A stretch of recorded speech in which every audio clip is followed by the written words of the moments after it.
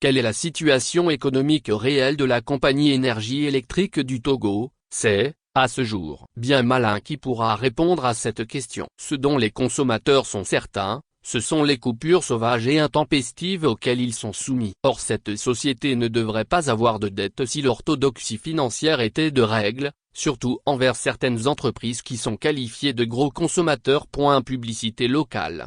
Les grincements de dents sont légion au Togo depuis quelque temps. Entrepreneurs, commerçants, simples citoyens, toutes les couches sociales pâtissent des coupures sauvages. Malheureusement, la scène ne communique pas vraiment sur les réelles raisons de cette situation insoutenable. 2 chambres salon meublées et climatisées avec cuisine. Découvre cette offre exceptionnelle de 2 chambres, un salon meublé et climatisé avec cuisine, WC douche interne inclus situé à Adigogo Meyoko et Carrefour Kopégan non loin de la frontière Togo-Ghana.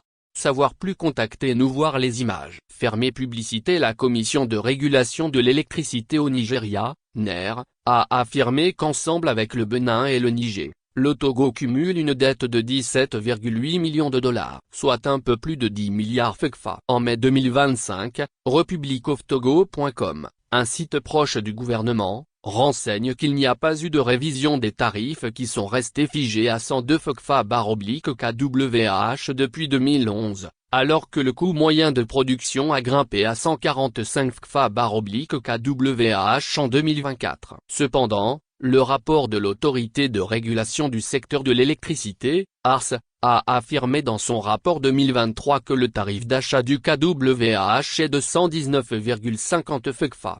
Pour redresser la barre, republicoftogo.com a énuméré des ajustements ciblés comme un maintien de subvention de 30% à 1,5 million de consommateurs, au motif que ce sont des consommateurs à faible revenu. Les ménages aux revenus moyens subiront un ajustement limité. Les gros consommateurs, notamment industriels, contribueront davantage, dans une logique de partage des efforts sans compromettre leur compétitivité. Justement, dans le rapport ici de 2023, il est rendu public le tarif préférentiel auquel le kWh est revendu aux 3 plus gros consommateurs qui utilisent plus de 10% du total du courant consommé au Togo, 71 CFA au lieu de 119,50 CFA au profit de Wasem, Scantogo Mine SNPT. Et le rapport a publié une estimation de la valeur des dites tarifs préférentiels, soit 9,987 milliards CFA rien qu'en 2023. Publicité locale.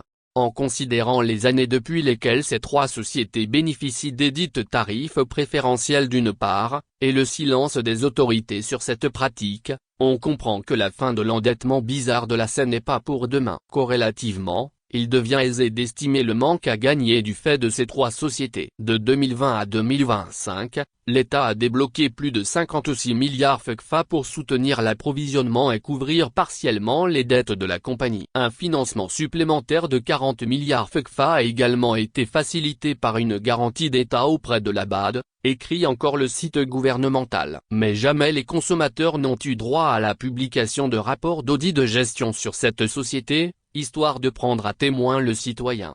Par rapport aux tarifs réels selon le rapport de l'ARS, l'État consent plus de 48 CFA sur le prix réel, ce qui constitue plus de 40,58% de réduction en faveur des 3 plus gros consommateurs pendant que le pauvre citoyen n'a droit qu'à 30% de réduction. Depuis quand ces entreprises bénéficient-elles de tarifs préférentiels aux dépens des consommateurs normaux? Les différentes conventions d'investissement éclaireront chacun. Au Togo, il ne fait plus bon de voir le ciel s'assombrir dans les minutes qui suivent une vraie pluie, un délestage tombe presque toujours du ciel pour noircir le quotidien du citoyen. Et personne n'a jamais expliqué cet état de choses. Parce que l'argument de possible court-circuit tient difficilement, puisqu'ailleurs dans d'autres pays, une grande pluie n'est pas synonyme de délestage.